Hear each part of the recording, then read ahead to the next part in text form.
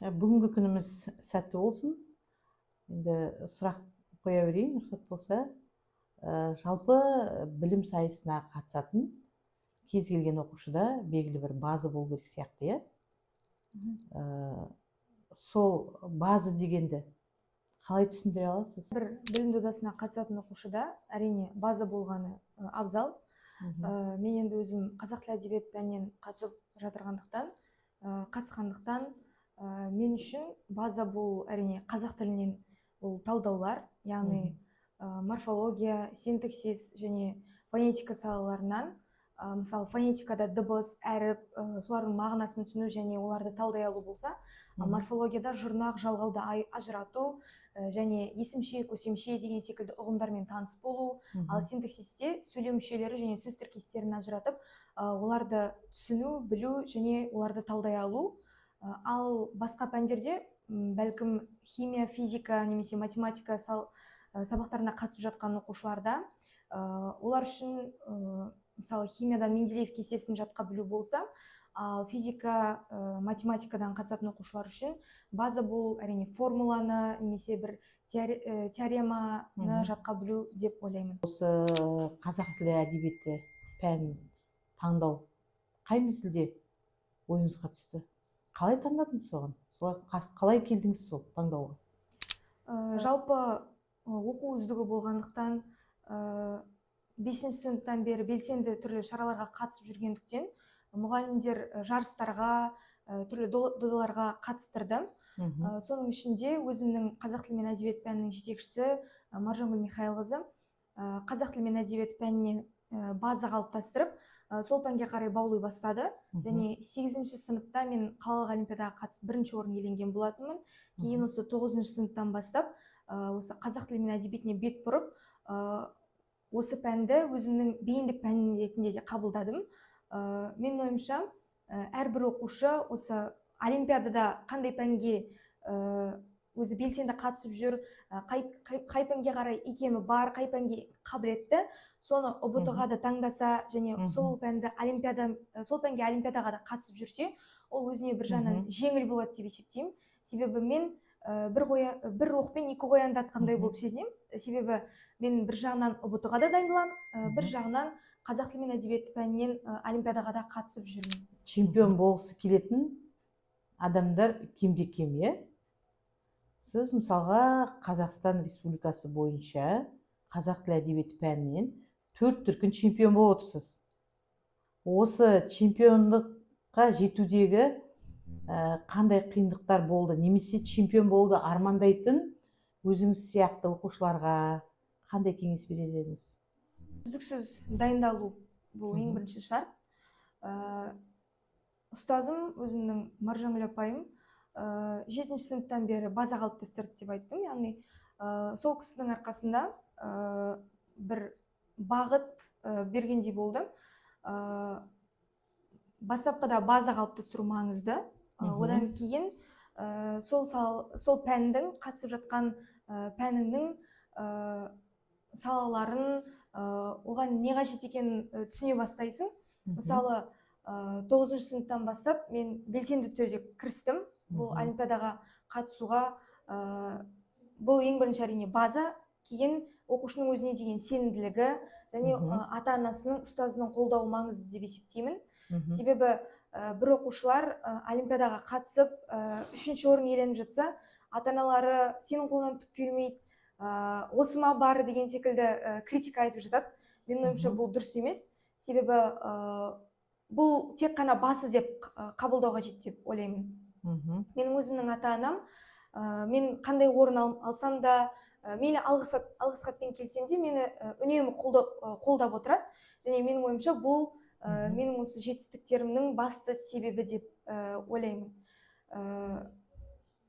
Мысалы, олимпиадаға қатысар алдын мен 3 күн бұрын үнемі бүкіл тақырыпты қайталап шығам.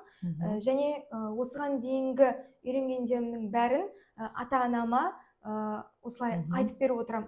Себебі оқығаныңды еске түсіру және есте сақтау үшін ұзақ уақыт бойы есте сақтау үшін оны басқа біреуге үйрету, басқа біреуге айту маңызды.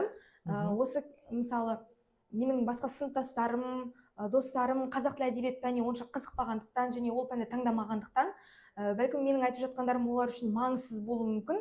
Алайда сөз арасында дастархан басында отырған кезде мен ата-анама оқыған нәрселерімді, мысалы қазақ тілі мен әдебиеттегі түрлі шығармаларды талқылау арқылы мен өзім үшін де құнды ақпараттарды есте сақтаймын, және олимпиадаға да психологиялық түрде және олимпиадаға мына оқыған нәрселерімді сол жерде қолдану, пайдалану үшін жақсы көмегін тигізеді деп айтамын.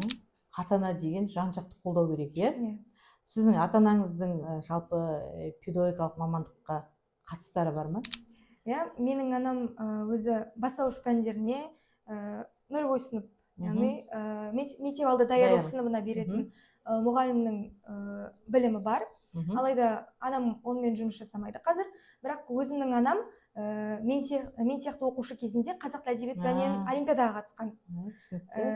Ол да 11 сыныпта бірінші орын егер атанған, қалалықтан, облыстан 3-ші орын егер, қателеспесем. Менің ойымша анамның көмегі зор, анамның қолдауы, ата-анамның қолдауы, анамның көмегі зор, себебі мен олимпиададан Маржангүл апайымның арқасында, әрі түсінбеген жерлерімді апайымнан сұрасам, бір жағынан анам да кейбір нәрселерді үйде, мысалы 3 ай демалыс кезінде түсіндіріп, талдауды бірге талдап, соның арқасы көп болды деп ойлаймын. Біздер кейде дұрыс анықтама бермей жатамыз, дегенмен де кітап кеміру, сосын ұйқысыз түндер деген сол ұғымдар сізге таныс па? Олимпиадаға дайындық ол міндетті түрде үздіксіз жүріп отыру қажет.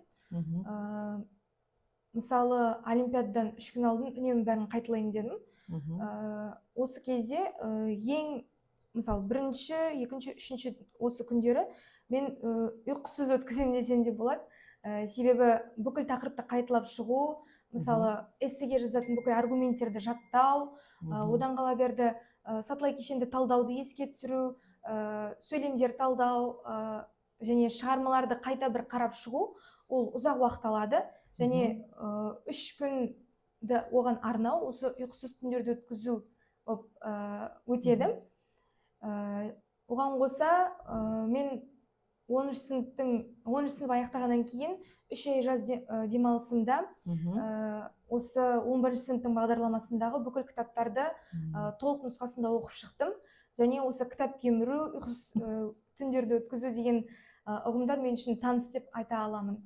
Мысалы, Абай жолы роман-эпопеясы Мұхтар Әуезовтің осы 3 ай демалысында түгел 4 томында оқып шықтым. Жалпы пәндер олимпиадасында тек бір пән ғана болады, иә? Ал сіздің қатысып тұрған олимпиада қазақ тілі және әдебиеті. 2 пәнді қатар алып жүру сізге оңай ма, әлде жеңіл болды ма? Әр саланың өзінің қиындықтары бар, бірақ химия, физика секілді ғылымдар, олар өзара бөлек-бөлек ғылымдар болғандықтан, оларды қосып біріктіріп жіберсе, ол мүлдем қиынға түседі. Ал бізде қазақ тілі мен әдебиеті, олар бір-біріне өте жақын салалар, және менің ойымша сол бағытқа қарай, сол бағытты таңдап отырған оқушы үшін бұл аса қиын емес, және қиын болса да кейін өзінің жемісін беретін дүние деп ойлаймын. Себебі қазақ тілі де, қазақ әдебиеті де бөлек болғанмен, олар бәрібір сол саланы таңдап отырған адам үшін бір тұтас ұғым ретінде есептеледі. Мысалы, қиын, әрине, себебі әдебиеттен түрлі шығармаларды, оның үстіне қоғамдық гуманитарлық бағыт және жаратылыстану математикалық бағыттың тақырыптарын оқу, ол тақырыптарға эссе жазып дайындалу ұзақ уақыт алады. Оған қоса қазақ тілінен талдауларды қарау, сөйлем мүшелері секілді морфология, синтаксис, фонетиканы қайта қарау, оның бәрі ұзақ уақыт алады. Бірақ егер оқушы 7-ші сыныптан 9-ші сыныпқа дейін, немесе 9-ші сыныптың өзінде қазақ тілінен талдаудан база қалыптастырып алса, сол жеткілікті. одан кейінгі уақытта оны тек қайталап отырып, ал қазақ әдебиетінен жыл сайын тақырыптарды оқып, сол тақырыптарға эссе жазса жеткілікті деп ойлаймын. Сіз жалпы өзіңізді елдің, Қазақстанның болашағымын деп есептейсіз ғой енді. Сіз өзіңіз патриотсыз ба? Әрине, менің ойымша, осы Қазақстанда дүниеге келген әрбір адам өзінің елінің, осы біздің отанымыздың патриоты болуы шарт. Мен бұндай жетістіктер арқылы бір өзімді биік белеске шыққан керемет адам деп есептемеймін. Себебі бұл мектептегі әрбір оқушы қатысып жатқан олимпиаданың бірі. Және бақ шаба ма, бәлкім кейде бабым шауып, кейде бағым да шапқан болар. Және мен өзім оны мойындаймын. Және осы жетістіктерім арқылы бәлкім Қазақстанның болашағы үшін, еліміздің болашағы үшін белгілі бір үлес қосып жатқан болсам, онда мен әрине қуаныштымын. Және бұнымен әлі тоқтап қалмаймын. Енді алда бұйыртса ұбт келе жатыр, мамандық таңдайтын сәт. Осы сәтте дұрыс таңдау жасап, сол таңдауымның арқасында еліме, жеріме, отаныма белгілі бір үлес қоса алсам, оның дамуына, оның алға қарай жылжуына өзімнің қолтаңбамды, өзімнің бір үлесімді қоса алсам, ол әрине менің өзімнің Қазақстанымның, өзімнің ұлтымның, халқымның алдында орындаған бір борышым, бір парызым деп есептеймін. Жақсы, рахмет. Сұхбатыңызға рахмет.